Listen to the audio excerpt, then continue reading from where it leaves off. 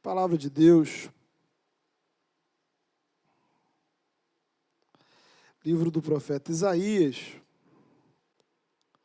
nós vamos ler a partir do versículo, do capítulo 1, Isaías capítulo 1, a partir do verso 2.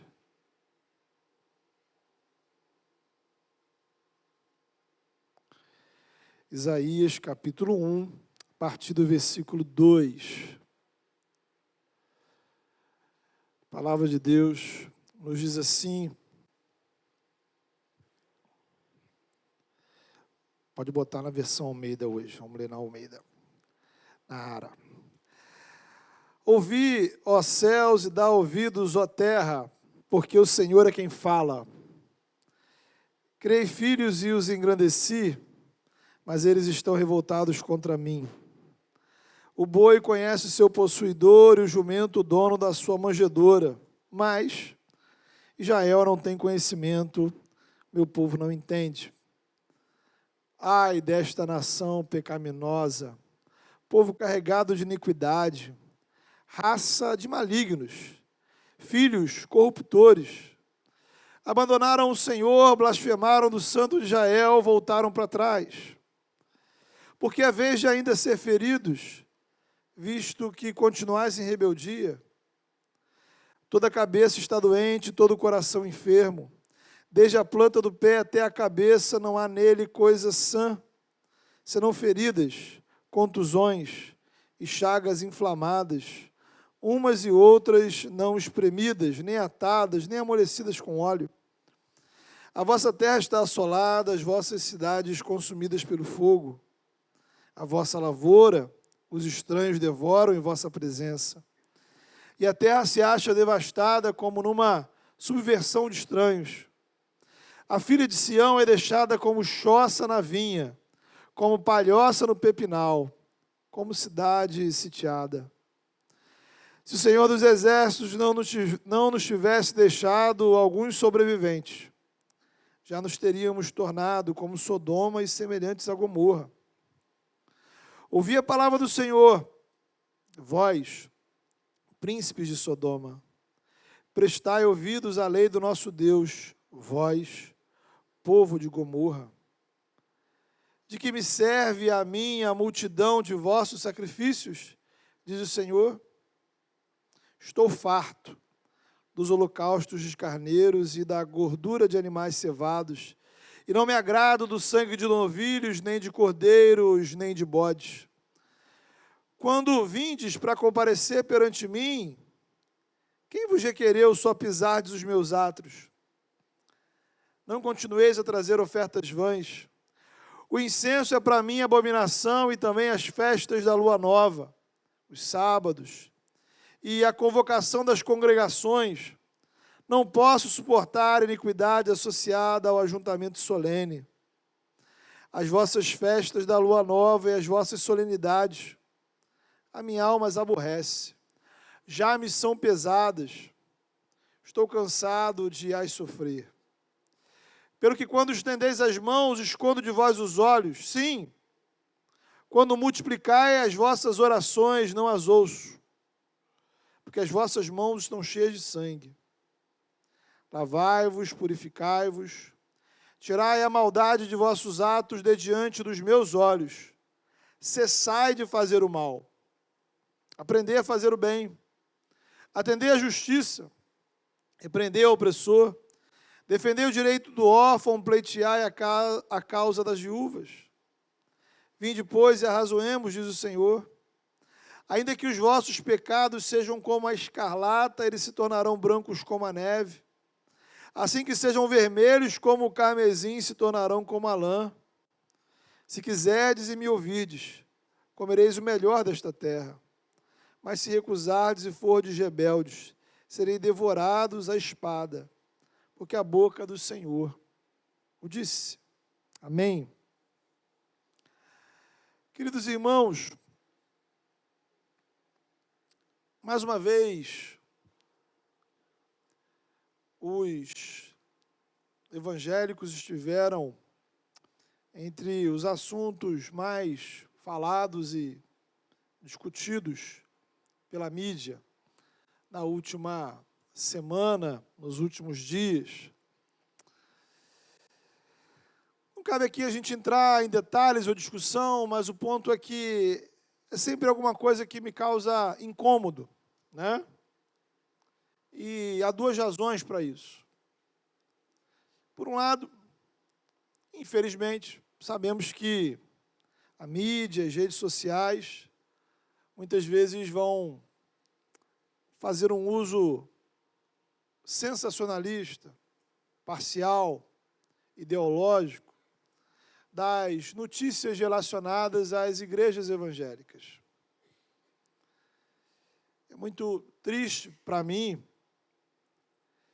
pessoas pegarem qualquer tipo de notícia relacionada e aproveitar para simplesmente tripudiar da igreja. E de todo lado surgem críticas pesadas, piadas, ironias, comentários sarcásticos. Eu, por exemplo, tenho para mim o título pastor como algo muito especial, importante. De modo que, quando a gente vê pessoas falando de pastor, no mesmo contexto que se fala de criminalidade, é uma coisa de doer o estômago. Em contrapartida, né, há um outro lado nessa história. Precisamos admitir, existem, infelizmente, igrejas, pastores, crentes, que nos deixam profundamente envergonhados. Não podemos tapar o sol com a peneira. Existem, sim, pastores e líderes religiosos mal intencionados. Num português claro, gente safada, sem vergonha, sem caráter. Pessoas que não deveriam ser chamadas de cristãs, quanto mais de pastores. Então, há sim pessoas que usam da religião como forma de manipulação para obter dinheiro, fama, poder. Líderes religiosos que são verdadeiros criminosos. Jesus já tinha alertado ladrões disfarçados de pastores. Por sinal, tá? Isso existe em todos os movimentos religiosos, tá? E entre as igrejas evangélicas não é diferente. O grande detalhe que muitas vezes passa despercebido é que a Bíblia trata disso. Os profetas tratam disso. Jesus falou sobre isso. O Novo Testamento falou sobre isso. E aqui no texto de Isaías, nós temos exatamente Isaías tratando desta questão. Repare bem nas expressões negativas que esse texto traz sobre o povo de Deus, sobre a igreja no Antigo Testamento. Versículo 4, o profeta vai dizer: vocês são uma nação pecadora, carregada de iniquidade, raça de malfeitores, filhos dados à corrupção, gente que abandonou e rejeitou e desprezou o Senhor. Versículos 5 e 6, vocês estão totalmente doentes, cheios de feridas e não buscam tratamento. Versículo 10, vocês são como Sodoma e Gomorra, cidades que de tanta maldade e depravação foram destruídas por Deus com fogo. Versículos 13 e 14, eu não consigo suportar seus cultos, odeio as suas festas, suas ofertas são repugnantes. Críticas duríssimas, pesadíssimas. A grande pergunta é: quem é que está falando mal do povo de Deus? Quem é que está trazendo estas críticas? Seriam os jornais, os portais de notícias, redes sociais? Será que por acaso essas críticas foram feitas por incrédulos, ateus, praticantes de outras religiões? Será que porventura esse texto foi escrito por alguma organização secreta que está conspirando para destruir a igreja? Será que essa página da Bíblia não faz parte de algum esquema de dominação global do anticristo, por exemplo?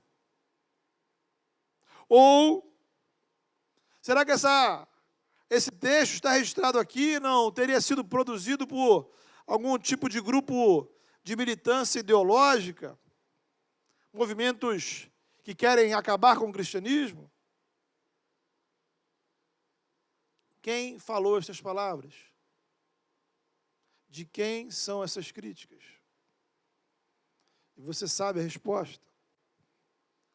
Quem está criticando o povo de Deus é o próprio Deus. As palavras de Isaías são palavras de Deus dirigidas ao povo de Deus, à igreja do Senhor. Então, irmãos, a primeira lição que nós temos aqui nesse texto é que o primeiro a criticar o comportamento dos cristãos e da igreja é o próprio Deus. O mundo precisa saber disso. Nós precisamos saber disso. Deus não precisa da sociedade para apontar os erros que existem dentro da igreja. Na verdade,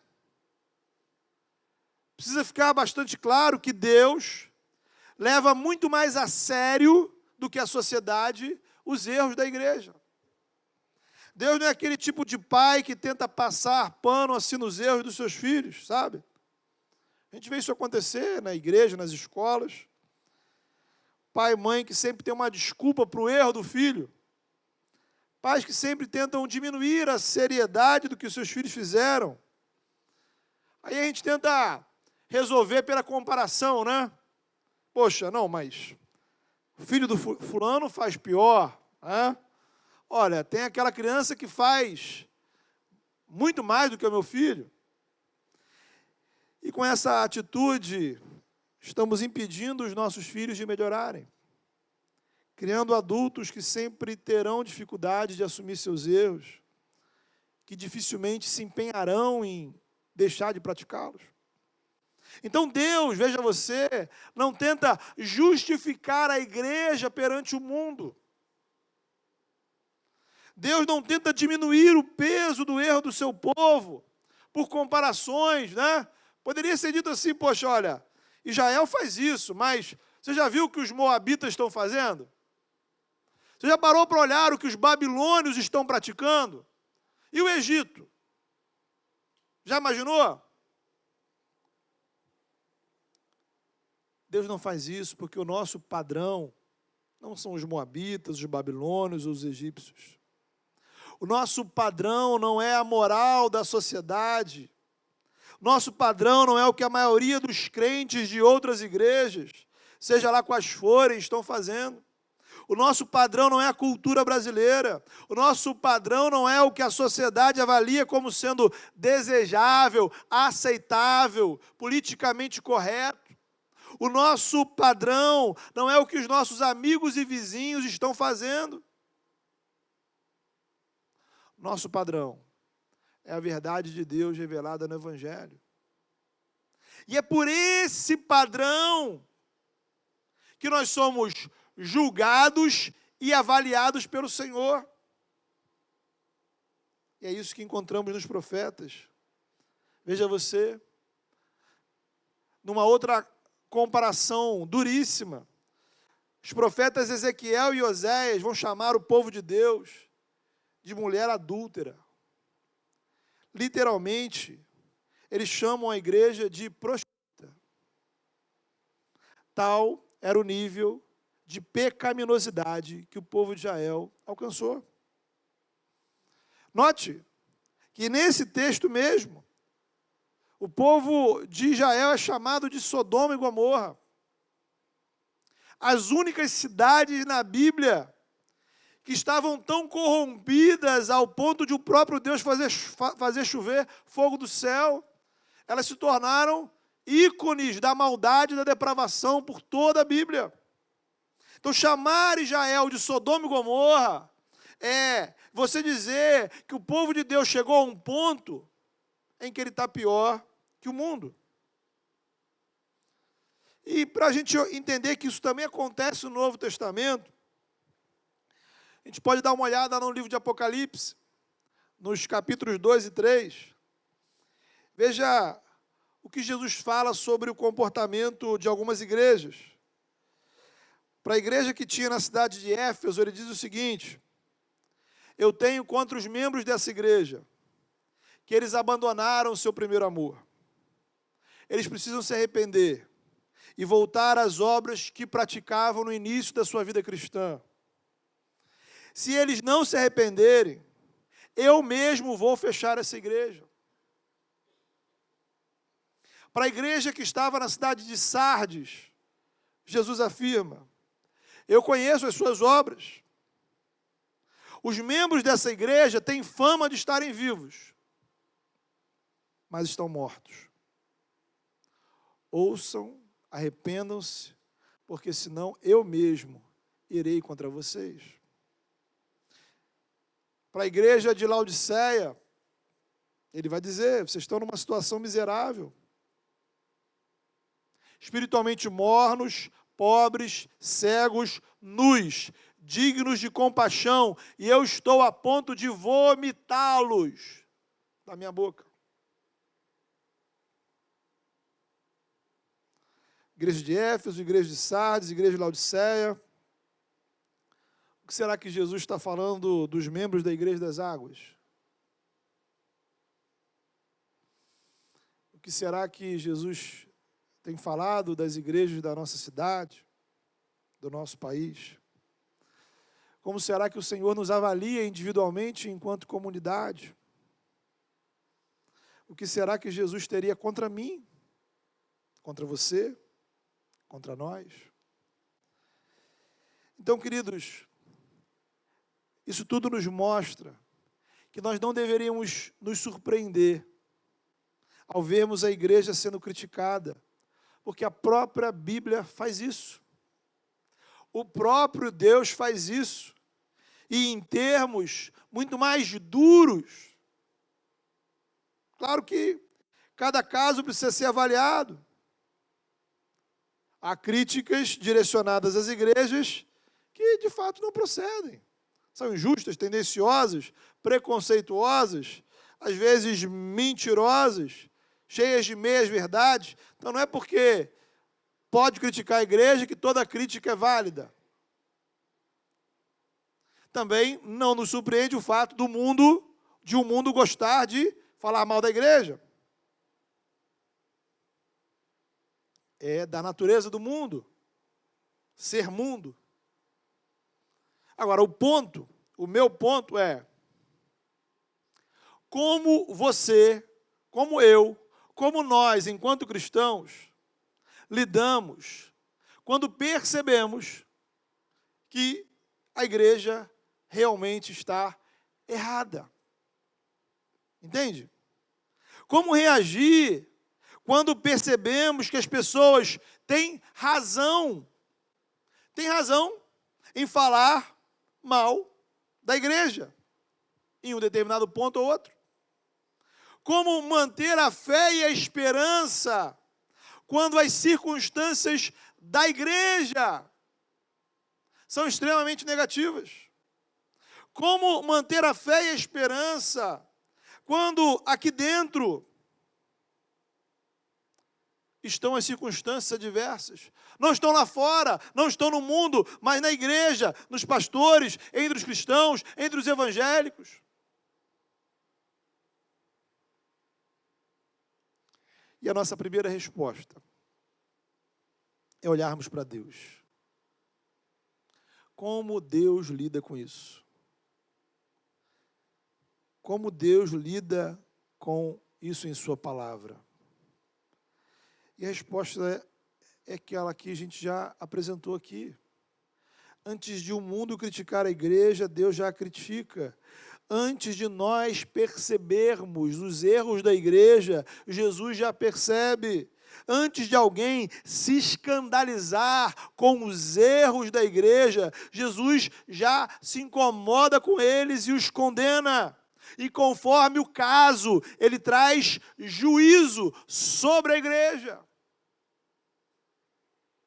Como diz lá em 1 de Pedro 4,17, antes de julgar o mundo, o Senhor começa o juízo pela igreja, pela casa de Deus.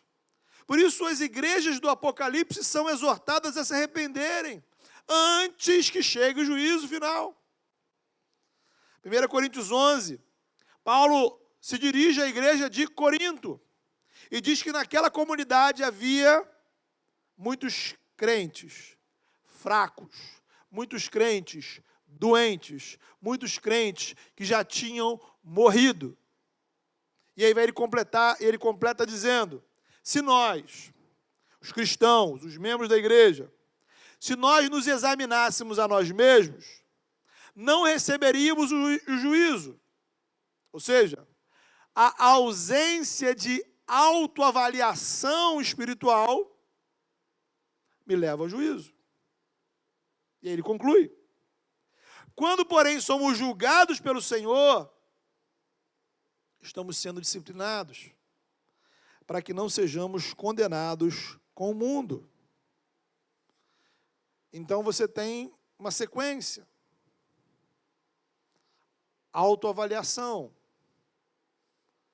Para que você perceba o seu erro, para que você se dê conta dos seus pecados, para que você reconheça o que está errado na sua vida, se arrependa e mude. Mas se não acontecer isso, se não houver essa autoavaliação, se não houver esse examine-se a si mesmo, se você passa batido, se você se justifica pelos erros dos outros, se você não faz a lição, o que Deus está querendo dizer para mim, é sempre a nossa primeira pergunta dos núcleos. O que Deus falou comigo? E é sempre a pergunta mais difícil de todos responderem. O que Deus falou com você, o que você precisa mudar, o que você está colocando em prática na sua vida para mudar a sua vida espiritual. Aí quando não tem isso, vem a segunda parte, que é a disciplina do Senhor. Deus disciplina para que a gente se arrependa. E aí quando a disciplina não tem jeito, entra em cena o juízo. Então você é repreendido para que você possa se arrepender. Você se avalia. Aí, se não funciona, vem a disciplina. Para que você não precise do juízo. Deus vai cumprindo etapas, para que a gente possa se consertar. Então Deus não acha normal nenhum tipo de pecado existente na igreja. Deus não é conivente com os nossos erros, sabe? Deus não finge que está tudo bem quando não está tudo bem. Deus não é corporativo. Ele não é parcial no seu julgamento. Na verdade, não há julgamento mais perfeito que o dele, porque ele não julga como julga o homem. Ele vê o coração. De forma que o mundo e a igreja precisam saber que Deus é o primeiro a observar os erros do seu povo e repreendê-lo. Isso nos leva a um segundo ponto. Como povo de Deus, precisamos ouvir essa repreensão, avaliar e mudar o nosso comportamento. O propósito desse texto está na Bíblia, irmãos. Está aqui por isso. O Evangelho ele não termina quando você reconhece que é pecador. O mundo, mais ou menos assim, a igreja, nós somos pecadores. Aí você pode cair numa coisa assim, bem, a igreja é assim mesmo. Todo mundo é pecador. todo mundo faz coisa errada. Afinal de contas, pelo menos a gente vem no culto. Isso não muda. Veja só. O Evangelho não é uma forma religiosa de autoaceitação. O Evangelho não é simplesmente para você simplesmente se aceitar. Eu sou assim e acabou. O Evangelho é poder de Deus que transforma as nossas vidas. Deus agindo em nós pelo Espírito Santo para transformar quem nós somos. Então não termina em você reconhecer que você é assim mesmo. O Evangelho nos convida ao arrependimento e à mudança. Essa é a diferença entre a perspectiva do mundo e do Evangelho. O mundo aponta os erros da igreja para condenar, para ridicularizar, para criticar. Pela palavra, Deus também aponta os erros da igreja para nos desafiar ao arrependimento. Mas ainda, Ele nos oferece perdão. Ele nos oferece reconciliação, mas ainda, Ele oferece capacitação para mudarmos de vida. Note os versículos 18 a 20. Depois de dizer palavras duríssimas contra o seu povo, o Senhor os convida para vir. Venham até mim. Apesar de todos os seus pecados, eu posso perdoá-los. Eu posso purificá-los. É o que encontramos na palavra de Deus, irmãos. No Antigo Testamento e no Novo. Ao mesmo tempo em que os pecados são apontados, o perdão é oferecido. O mesmo Deus que acusa o povo de rebeldia é o Deus que oferece cura, perdão, recomeço. E aqui aprendemos algo precioso. Veja você. Se você não leva o pecado a sério, você também não vai conseguir levar o perdão que Deus te oferece a sério. Entende? Se você não entende que o pecado realmente é algo grave, você não vai conseguir se alegrar, se emocionar com o tamanho do perdão que Deus te oferece. É aquela história. Deus perdoou uma dívida. Se você não acha que está devendo, é o que encontramos na palavra de Deus. Isso nos leva a Isaías 53, porque aqui o texto fala que o pecador será purificado, mas não diz como. Como é que esse pecador sujo pelo sangue do pecado, pode se tornar puro, branco como a neve? Aí a gente vai para Isaías 53, onde ele vai dizer: Ele tomou sobre si as nossas enfermidades, Ele sobre si levou as nossas doenças, Ele foi transpassado por causa das nossas transgressões, foi esmagado por causa das nossas iniquidades, o castigo que nos trouxe a paz estava sobre Ele, por suas feridas fomos sarados. O Senhor fez cair sobre Ele a iniquidade de nós todos. A questão é, quem é esse Ele? A quem o profeta se refere na terceira pessoa do singular? Descobrimos no Novo Testamento, Jesus Cristo. Deus se importa tanto com o nosso pecado, que Ele pagou o preço máximo para nos perdoar na cruz. Ele entregou seu próprio Filho. A cruz só tem sentido, significado, valor, quando a gente compreende o tamanho do nosso pecado diante de Deus. Sobre Jesus, sobre o seu próprio Filho, ou seja, sobre si mesmo, Deus colocou o castigo de todos os nossos pecados. E por meio do Evangelho, Deus nos oferece este perdão que Jesus conquistou na cruz. Então, em Jesus há perdão para todo tipo de pecado, para todo tipo de pecadores, inclusive para eu e para você, inclusive para esses aqui que viviam uma vida religiosa deplorável, hipócrita mesmo. Há perdão em Jesus para aqueles que o mundo critica e condena. Há perdão em Jesus para aqueles que a sociedade acha que não merecem uma segunda chance. Há perdão em Jesus para a sua vida, para a minha vida. Não importa o que as pessoas pensem da gente, não importa o que a gente tenha feito. E aí, queridos, é importante que você que é cristão reflita sobre algo muito importante, que é o problema de nós olharmos os problemas da igreja pelas lentes do mundo e da sociedade. Porque pelas lentes do mundo e da sociedade, nós apenas enxergaremos os erros, o pecado, não enxergaremos a graça. Ora, conheceremos todos os argumentos em prol da condenação da igreja,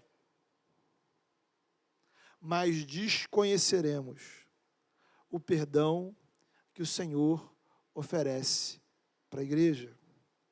Por isso devemos ser cautelosos em reverberar as críticas do mundo contra a igreja, mesmo que elas sejam, em muitos casos, justas, corretas, adequadas. Porque o mundo julga a igreja pela sua própria ética, que não necessariamente corresponde à ética do Evangelho. Vamos além. O mundo não conhece a graça de Deus. O mundo não conhece o amor de Deus revelado no Evangelho. O mundo que se escandaliza com o comportamento de cristãos é o mundo que se escandaliza com Jesus Cristo morto na cruz, que, como diz Paulo, é loucura para uns, escândalo para outros. O mesmo mundo que critica a igreja e seus líderes é o mundo que ridiculariza a nossa fé, a nossa esperança. Então, note bem, isso não significa, como vimos no início, que os cristãos, os evangélicos, as igrejas, os seus líderes não estão errados nunca e não devem ser criticados nunca. Vimos que o próprio Deus faz isso em sua palavra. Significa que nós devemos ter sabedoria em processar essas críticas. E precisamos refletir sobre elas pela ótica do Evangelho. Porque aí veremos que o Evangelho, ele é maior que a nossa lógica, maior que o nosso padrão ético e moral. Note bem, esse mesmo Deus que chama esse povo de Sodoma e Gomorra, oferece-lhes perdão. O mesmo Deus que lá no profeta Ezequiel disse que o povo era mais infiel que uma prostituta, também disse lá em Ezequiel o seguinte: eu aspergirei água pura sobre vocês, e vocês ficarão limpos. Eu os purificarei de todas as suas impurezas. Darei a vocês um coração novo, porém um espírito novo em vocês. Tirarei de vocês o coração de pedra e lhes darei um coração de carne. Porém meu espírito em vocês e os levarei a agirem segundo a minha vontade. Vocês serão o meu povo e eu serei o seu Deus. O mesmo Jesus que critica a igreja de Laodiceia porque estava miserável, pobre, cego, nua, ofereceu àquela igreja ouro refinado para que ela tivesse valor, roupas brancas para vestirem-se, colírio para curar seus olhos. Observe, Jesus não nos perdoa apenas na nossa conversão. Ao entregarmos as nossas vidas a Jesus, confessarmos Ele como nosso Salvador, recebemos de Deus perdão pleno, completo, total, definitivo, de toda condenação espiritual. Amém. Agora, enquanto convertidos, pecamos, somos falíveis. E aí entra um ponto importante. Porque enquanto cristãos precisamos cuidar da nossa santificação. Ou seja, da vida que levamos como homens e mulheres diante de Deus. Então, o relacionamento com Deus, né? O nome já diz relacionamento, ele não se resume em sermos batizados, convertidos e colocarmos o nosso nome na igreja. Este é o ponto de partida. E na primeira carta de João, no capítulo 1, a gente encontra assim alguns pontos interessantes, práticos. Em primeiro lugar, o verdadeiro cristão não vive pecando. Isto é, o pecado não é uma regra na vida dele.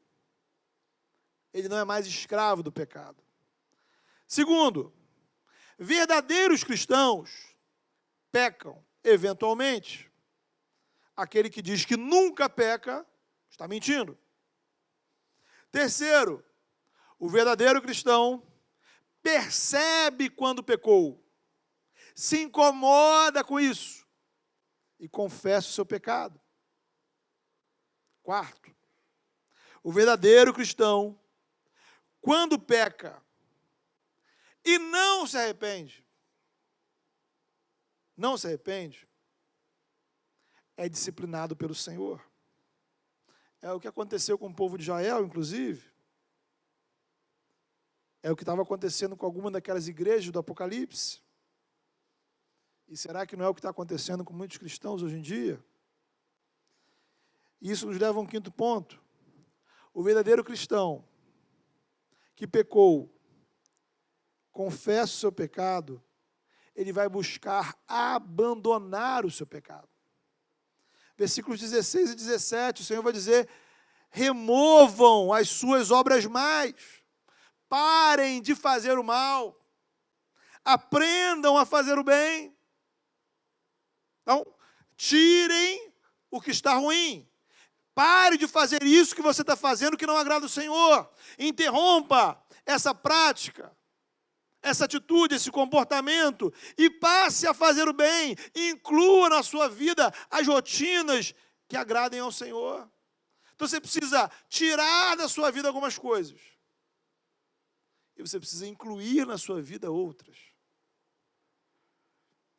Precisamos levar o pecado a sério, o perdão a sério e a santificação a sério.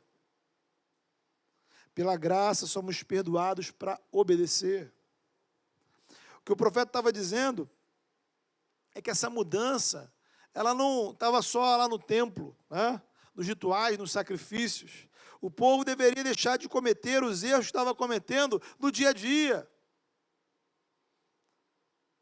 Na semana, em casa, no trabalho, na família, nos outros ambientes que o povo convivia. Era necessária uma mudança de comportamento integral, não apenas uma mudança de práticas religiosas. E aí, para terminar, queridos, um ponto que eu acho muito importante. Então, recapitulando aqui os nossos pontos centrais, em primeiro lugar, Deus é o primeiro a criticar e se incomodar com os erros do seu povo. Em segundo lugar, o mesmo Deus que critica, que acusa, que denuncia, convida ao arrependimento e oferece perdão. Em terceiro lugar, Deus não desiste do seu povo. O profeta Oséias vai registrar isso de maneira dramática. Talvez mais dramática de toda a Bíblia. Ele vai registrar no seu livro o seguinte: o Senhor me disse, vá, trate novamente com amor sua mulher, apesar de ela ser amada por outro e ser adúltera. Ame-a, como o Senhor ama os israelitas, apesar de eles se voltarem para outros deuses e de amarem os rituais de outras religiões. Eu me casarei com eles para sempre, pois eles são a minha amada, o meu povo. Deus não desiste da igreja, mesmo sabendo de todas as suas traições, de todas as suas infidelidades, de todos os seus erros, e mesmo se entristecendo com cada uma dessas situações. Assim como Jesus não desistiu de Pedro, apesar de saber da sua tripla negação, antes dele negá-lo. Assim como Jesus não desiste da gente, apesar de saber de nossos pecados, assim como o Senhor não desiste de você, apesar de todas as suas falhas. Às vezes, irmãos, é difícil a gente manter a fé e a esperança no meio de tantas notícias ruins envolvendo a igreja, cristãos, evangélicos. E sem a gente se dar conta, essas coisas vão entrando no nosso coração e vão gerando uma tristeza, e vão gerando uma coisa ruim, e vão minando o nosso ânimo, a nossa espiritualidade. E a gente chega a um ponto que quase tem vergonha de dizer que somos cristãos, que somos evangélicos. E de repente, bate um questionamento: será que vale a pena ser de uma igreja? Vale a pena servir em uma igreja? Vale a pena convidar as pessoas para ir à igreja? Será que esse negócio de igreja ainda é válido nos dias de hoje? Então, queridos, a saída para isso é a gente olhar menos para os portais da internet, para os noticiários, e olhar mais para o Evangelho. E aí talvez você vai descobrir que o Senhor já escreveu críticas muito pesadas sobre a igreja. Deus tem plena consciência de tudo que está rolando. E quando é necessário, Deus atua contra a igreja. Atua contra a igreja. O Deus da Bíblia é o Deus que disciplina o seu povo. O Deus da Bíblia é um Deus que fecha igrejas, como vemos em Apocalipse. E a gente não precisa da sociedade para dizer, para nos ensinar que existem instituições religiosas que são ruins pra caramba, que não deveriam ser chamadas de igreja. Agora, a mesma palavra de Deus nos mostra que esse mesmo Deus continua amando incondicionalmente seu povo. O Israel do Antigo Testamento, ele é ressignificado em Cristo Jesus e se torna o corpo de Cristo. Então, ao contrário do que muitos desigrejados dizem na internet por aí, esse corpo de Cristo não é uma coisa abstrata. Jesus reuniu discípulos. Jesus conviveu com eles. Jesus comeu à mesa com eles. Jesus lavou os seus pés. Eles tocaram em Jesus. Então, é uma relação de convivência física, comunitária, de estar junto. E Jesus os instrui a pregar o Evangelho e fazer novos discípulos. E os batizarem, para que esses novos discípulos sejam inseridos nesta comunidade iniciada por Jesus. E o Espírito Santo é derramado sobre esta comunidade de discípulos quando ela estava reunida. Então, o corpo de Cristo se manifesta em gente, homens e mulheres, reunidos de forma concreta, em um determinado lugar, que a gente chama de igreja local. Cada comunidade cristãos comprometida com o Evangelho é uma manifestação concreta, real, do corpo de Cristo. Vivemos os privilégios e as responsabilidades desse casamento com o Senhor dentro de uma comunidade, de uma igreja, que é o espaço ordinário do agir do Espírito. Então, estar na igreja, queridos, é fazer parte de algo que está no coração de Deus. Deus não se envergonha do seu povo, Deus o ama. Jesus não se envergonha de seus discípulos, Ele o ama. Nós deveríamos amar a igreja. porque nós devemos amar o que Deus ama. O mundo, não se engane, o mundo nunca amará a igreja. O céu, por sua vez, nunca desistiu dela.